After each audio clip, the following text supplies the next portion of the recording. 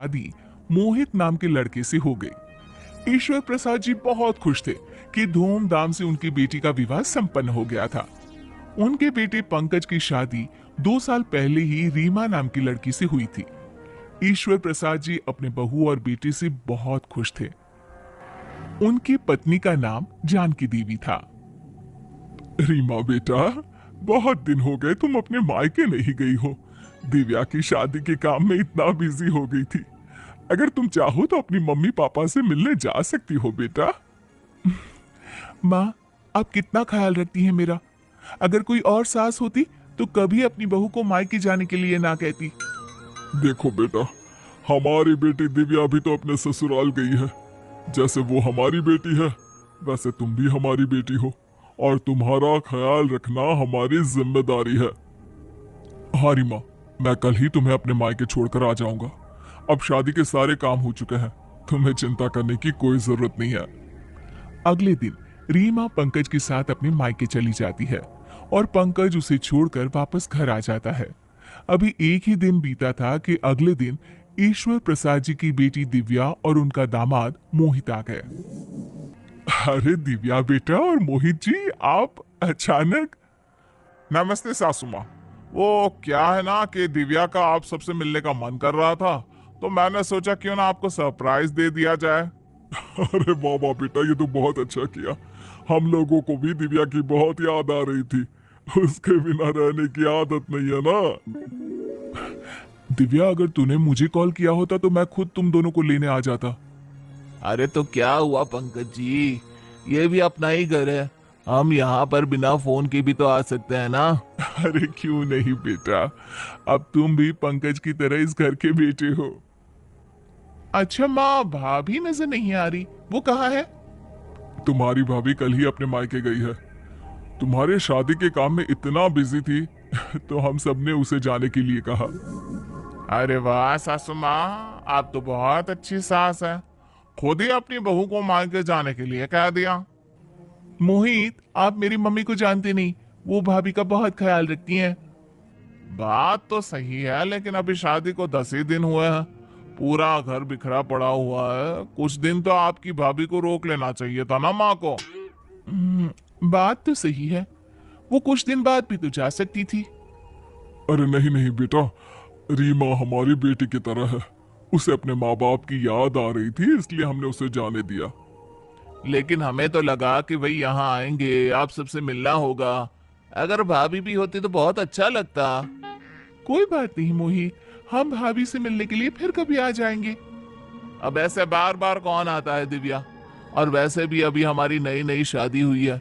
अभी सबसे मिलने में जो मजा आता है वो बाद में कहाँ। आप चिंता क्यों करते हैं दामाद जी, रीमा जल्दी आ जाएगी और हम आपको फिर से अपने घर मिलने के लिए बुला लेंगे। 2 दिन रुकने के बाद दिव्या और उसका पति मोहित वापस अपने घर चले जाते हैं और जब रीमा वापस लौट कर आती है तो पंकज उससे कहता है, जानती हो रीमा, तुम्हारे मायके जाने के बाद दिव्या और मोहित जी हमारे घर आए थे। क्या सच में? फिर तो मैंने मिस कर दिया। कितना अच्छा होता ना कि मैं भी उनसे मिल पाती। अरे तो क्या हुआ बेटा, एक ही शहर में तो है, तुम जाकर उनसे मिल लो ना। ठीक है रीमा, मैं तुम्हें उनसे मिलवा कर ले आऊंगा।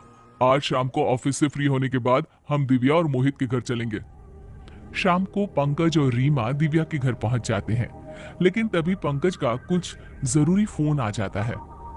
रीमा, एक काम करो, तुम दिव्या और मोहित जी के साथ बैठकर बातें करो। मुझे एक जरूरी काम से जाना पड़ेगा, बस थोड़ी देर में वापस आ जाऊंगा। अरे आप हमसे मिलने हमारे घर आए थे और अब अचानक कहाँ चल दिए? सॉरी मोहित जी, मुझे जाना पड़ेगा, बहुत जरूरी काम आ गया है। कोई बात नहीं भाभी, आप हमारे साथ बैठकर बातें करिए। वैसे भी उस दिन जब हम आपके घर आए थे तो आपसे मिल नहीं पाए थे।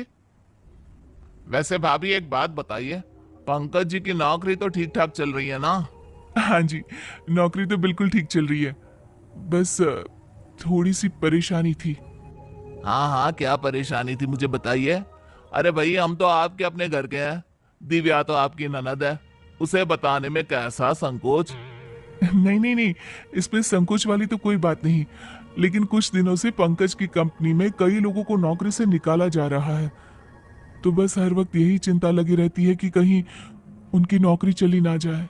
लेकिन आप ये बात मम्मी पापा को नहीं बताना, अगर उन्हें पता चला तो वो परेशान हो जाएंगे। अरे नहीं भाभी, ऐसा कुछ नहीं होगा। कुछ दिनों के बाद मोहित दिव्या के मायके में फोन करता है और जानकी देवी फोन उठाती हैं। हेलो, कौन बोल रहा है? नमस्ते सासू माँ, मैं आपका दामाद मोहित बोल रहा हूँ। अरे मोहित बेटा, नमस्ते नमस्ते, कैसे हो आप? सासू माँ ये बताइए, पंकज जी की नौकरी तो चल रही है ना? उन्हें कंपनी वालों ने नौकरी से निकाल तो नहीं दिया? हाँ? ये आप क्या कह रहे हैं दामाद जी? भला पंकज को कोई नौकरी से क्यों निकालेगा? अरे जब रीमा भाभी हमारे घर आई थी तो उन्होंने बताया था कि पंकज जी की कंपनी में कई लोगों को नौकरी से निकाला जा रहा है और उनकी भी बारी आ सकती है। ये तो बहुत गलत बात है। रीमा ने ये बात मुझे कभी बताई क्यों नहीं? फोन रखने के बाद जानकी देवी रीमा के पास जाती हैं। रीमा बेटा, मुझे तो लगता था कि तुम हमें सब बात बताती हो। पंकज की नौकरी में कुछ परेशानी चल रही है, ये बात तुमने हमें बताई क्यों नहीं? लेकिन मैंने तो ये बात किसी को नहीं बताई, आपको कैसे पता चला? मोहित जी का फोन आया था, तुमने सारी बात दामाद जी को बता दी। और बहू, वैसे भी तुम्हें दिव्या के परिवार वालों को ये बात नहीं बतानी चाहिए थी। अभी रिश्ता जुड़े हुए कुछ ही दिन तो हुए हैं। नहीं माँ जी, आप मुझे गलत समझ रही हैं। मोहित जी ने पूछा तो बस मेरे मुंह से निकल गया। अच्छा, तो फिर तुमने हमें क्यों नहीं बताया? वो इसलिए क्योंकि मुझे लगता था कि अगर ये बात आपको पता चल गई तो आप लोग परेशान हो जाएंगे। शाम को जब पंकज ऑफिस से लौट कर आया तो उसने रीमा से कहा, रीमा, तुम्हें इस तरह मेरी जॉब वाली बात सबको नहीं बतानी चाहिए थी। जानती हो, बिना किसी बात के दिव्या के घर वालों को ऐसा लगने लगा है कि मेरी जॉब नहीं रही, जबकि ऐसा कुछ भी नहीं है। इसका मतलब मोहित जी ने आपको भी बता दिया? गलती तुम्हारी है रीमा, तुम्हें उनसे ये सारी बातें नहीं करनी चाहिए थी। मुझे माफ कर दीजिए, मुझे नहीं पता था कि इतनी छोटी सी बात इतनी बड़ी बन जाएगी। कुछ दिनों के बाद जानकी देवी अपने पति ईश्वर प्रसाद जी के साथ बाजार में खरीदारी कर रही थी, तभी वहां पर मोहित आ जाता है। अरे मम्मी जी, पापा जी, आप यहाँ पर? मोहित बेटा, कैसे हो आप? जी मैं बिल्कुल ठीक हूँ पापा जी। और दिव्या कैसी है बेटा? बहुत दिनों से आए नहीं तुम लोग मिलने के लिए। अब वो क्या है ना मम्मी जी, घर पर बहुत सारा काम होता है। दिव्या को ज्यादा काम करने की आदत नहीं है ना, इसलिए घर का काम ठीक से कर नहीं पाती। नहीं नहीं बेटा, ऐसी तो कोई बात नहीं। हमारी दिव्या तो घर का काम बहुत अच्छे से कर लेती है। लेकिन मेरी मम्मी को तो लगता है कि उसे काम करना अच्छे से आता नहीं है। और वैसे भी मम्मी जी, आजकल की लड़कियों को घर के काम करने में कोई इंटरेस्ट होता ही नहीं है। क्या बात है बेटा, तुम्हारे परिवार को दिव्या से कोई शिकायत है क्या? अरे नहीं नहीं पापा जी, अब मुझे कहना तो नहीं चाहिए, दिव्या आपकी बेटी है, आपको बुरा लगेगा। लेकिन वो क्या है ना, दिव्या घर के काम करने में थोड़ी आलसी है, ठीक से कोई काम नहीं करती और इसलिए माँ को अच्छा भी नहीं लगता। कोई बात नहीं मोहित, हम दिव्या से बात करके उसे समझाने की कोशिश करेंगे। अरे नहीं नहीं पापा जी, दिव्या से कुछ मत कहिएगा, वरना वो और ज्यादा नाराज हो गई तो परेशानी हो जाएगी। उसके बाद मोहित वहां से चला गया। धीरे धीरे जानकी देवी और ईश्वर प्रसाद जी को लगने लगा कि उनका दामाद मोहित थोड़ा सा चुगलीखोर आदत का इंसान है। अगले ही दिन शाम को दिव्या नाराज होते हुए अपने मम्मी पापा से मिलने के लिए आती है। माँ पापा, अगर आपको मुझसे कोई शिकायत थी तो मुझे सीधे सीधे कहना चाहिए था। अरे बेटा, क्या हुआ? तुम इतनी नाराज क्यों लग रही हो? दिव्या, सब ठीक है ना? इतनी परेशान क्यों हो? देखिए ना भाभी, माँ पापा ने मेरी शिकायत मोहित से कर दी। कैसी शिकायत बेटा? हमने तो तुम्हारी कोई शिकायत नहीं की। लेकिन मोहित ने तो मुझसे कहा कि आप दोनों ने उनको कहा है कि मुझे घर का काम करना बिल्कुल अच्छा नहीं लगता। अरे नहीं नहीं बेटा, ऐसी कोई बात नहीं है। कल मोहित जी हमें बाजार में मिले थे, लेकिन हमारी उनसे इस तरह की कोई बात नहीं हुई। दिव्या, आप मम्मी पापा का नेचर जानती है ना, वो आपके खिलाफ कभी ऐसा नहीं बोल सकते।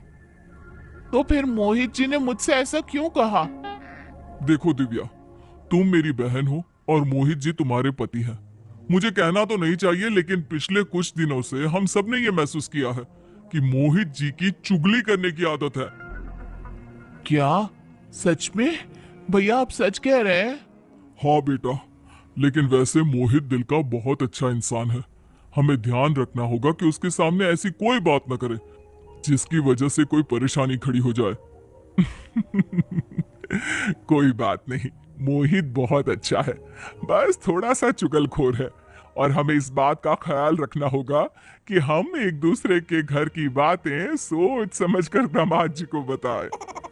जानकी देवी की बात सुनकर दिव्या, रीमा, पंकज सब लोग मुस्कुराने लगे और घर का माहौल काफी हल्का हो गया। दिव्या की नाराजगी भी अब दूर हो चुकी थी। वो समझ चुकी थी कि उसे अपने पति से कौन सी बातें करनी है और कौन सी नहीं करनी।